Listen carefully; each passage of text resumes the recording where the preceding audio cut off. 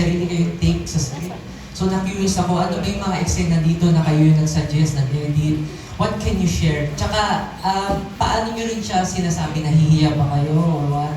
And yun. Tsaka ano yung mga eksena or linyang sa inyo nang galing? Para pag pinunod namin to sa May 6, ito yung sinasabi nila, JMP ang baon nila. Nararamdaman ko si Goldwyn for someone na 2 taon pa lang sa industriya, napaka-collaborative na nila, ano? That they have something to share. Gusto niyong sagutin yung tanong niya na paano niyo ginagawa yun na meron kayong suggestion, ideas. Finally, na-meet din namin si Goldie. Ay, ano bang record ni Goldwyn? Kaya naman. Lagi lang kami nakaabang sa mga reviews. Hindi kami Uy, sulit. sikat ka, Goldwyn. Gusto pa yung child number 8. Thank you, Goldie. Shake natin. Charot. Oo, episode 2 ang pinaka-favorite niya. Tapos na yun, 150 million na kami, sorry. Okay. Would you like to answer that? Marami. Lalo na sa pagdating sa mga comedy scene. Kasi mas kilala namin yung sarili namin kung paano namin madadali comedy sa bawat scene. Like, example yung sa trailer, yung Actually, okay, share ka na. Nung time na yun nasa trailer naman to, kung paano yung... Sa gym? Yeah, sa itlog. Ayun, kay Nana. Paano gumawa ng itlog na pula? Oo, nasa Something trailer. like that. So kasi, kami, may nakalagay na joke na sa script. Pero dahil na ilang beses na namin siyang sinasabi, so parang hindi na siya nakakatawa. So kami, nagpaalam kami ni Kuya Mix, Kuya Miguel. Si Villa, a writer. A writer, na Kuya Mix, baka pwede mo namang ibahin yung joke na nakasulat sa script. Kasi parang kung i-deliver ko siya kay JM, hindi na siya matatawa eh. Kasi sobrang alam din niya yung joke.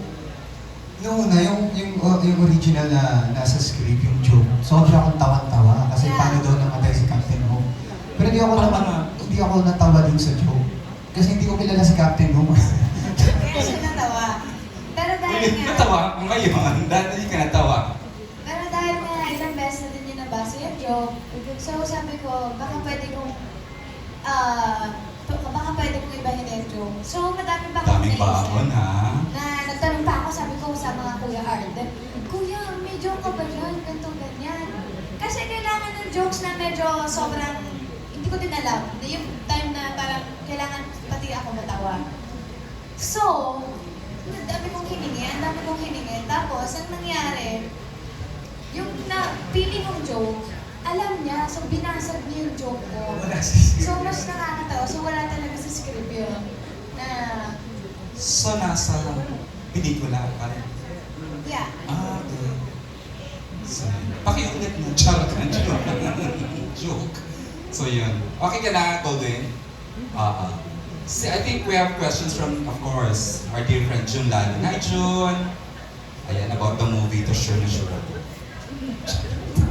Hindi ko ayaw about the movie. Kasi, about the movie, syempre. Siyempre, kahit Sunday. You've always been the supportive June Lalo, Alam ano? mo, Eric dyan, kahit Sunday talaga nandito tayong lahat. Kasi nga sabi, national ang ilang. Thank you, June! Although, nag-disappoint kami, walang inamin.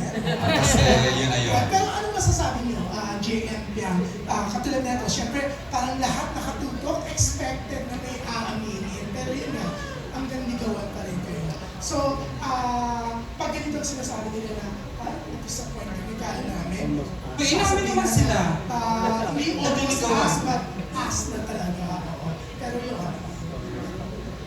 Almost pala. Yung title ng pelikula, yun yung Hindi kayo sa May 6 kayo aamin. Kasi showing day. Abangan mo. Malay mo. Parang gusto namin sumama sa checker tour. May checker tour, no? Meron! Of course, may premiere night tayo June. Ikaw pa ba? Piling ko din mag-aamin na. Pero eto na lang. Ay, huwag tayo magpa-pressure, Jay. Kaya Pero pala sa mga loob. syempre ang nakaka-touch, si Dustin Liu, kahit sabihin mo may talagang buong career niya, no? Talagang right now marami na rin siya nagpatunayan katulad ng JMP ang love team. But yun nga, talagang wala siyang pakialam, talagang nag-support siya sa Almost Us movie niya. Ano yung masasabi niyo sa, yun nga, pagiging very accommodating mapagbigay ni Dustin. Considering he's a solo star alone already, or kung meron man lang it be, pero he said yes to saying yes to, And, di ba, almost tapos na. ang nakakatuwa, AJ, no? Nandito siya, he attended the press club, tapos mamaya, nandun siya sa kick-off mall show. Napupunta ka, di ba, sa Robinson's Galleria. Sabi mo! Oo, sige lang. Pwede naman magsabi kahit hindi totoo. Okay. Dustin, saan nanggagaling yung humility, yung... Doon ka nanggagaling, no? Considering a solo star already. Nakakatuwa talaga, di ba? Pero yun nga, ikaw muna Dustin, tapos sila, anong reaction nila na nagsusupport ka dito sa Almost Answer? Well, ako kasi malaki din talagang tiwala ko sa legal. And nung pinitch naman siya sa akin, talagang naging klaro naman kami sa bagay-bagay. At ako, syempre hindi naman mahirap sa akin o makipag-work sa ibang mga magagaling actor. At napagbigyan ako ng chance na magkatrabaho sila, GMFM. So for me, it's a privilege na magka-chance na matuto sa mga love team o sa mga ganitong klase actor. So, tsaka yun nga, sinabi ko kanina kasi nakabuild na rin kami ng connection at samahan. Mga totoong tao sila. For me, yun talaga yung nagpa-ano sa akin. At alam niyo ba, gauging from my Star Cinema experience, a special participation role is a special participation role talaga. Iba, hindi siya cameo, hindi siya sa... Diyan ako naniniwala, napaka-importante nung role ni Dustin as Kenzo in a very special participation. Mas maganda mo, mas nakaka-touch na. Ito is here, tapos mamaya nasa Robinson's Galleria. Siya kasi iba, sige, special participation, pero wala kang aasahan sa promo. But Dustin is something. Kaya mahal na mahal nga natin yung Dustin Yu, di ba? Na parang sa kanya tayo napunta, di ba? Kaya tayo relate na sa... Ako bias ko yan eh, alam nyo yan, di ba? Pero yan, anong reaction mo, JM?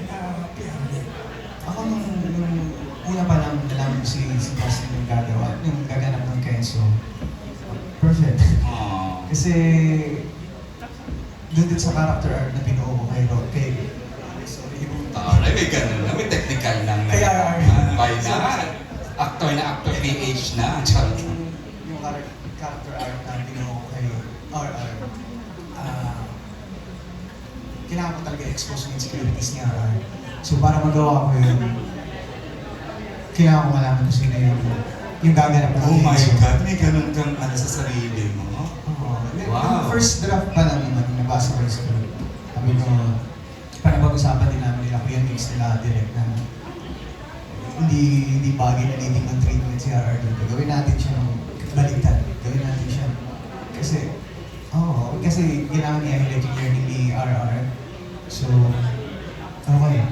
Tingnan natin kung sino, antay natin kung sino gaganap ng Kenzo. Malaman ko si Dustin perfect. Finally, may image Sobrang na. laking tulong niya. Kita mo na yung Kenzo. Hmm. Okay. So, right away, okay, Dustin is Panalo. panalo. Thank you. Fiang, naku talagang 1 second pa ako dun. Fiang. So, nung nalaman po namin na si Dustin ang gaganap na Kenzo, actually parang nung time na yun sabi namin, go! Oo.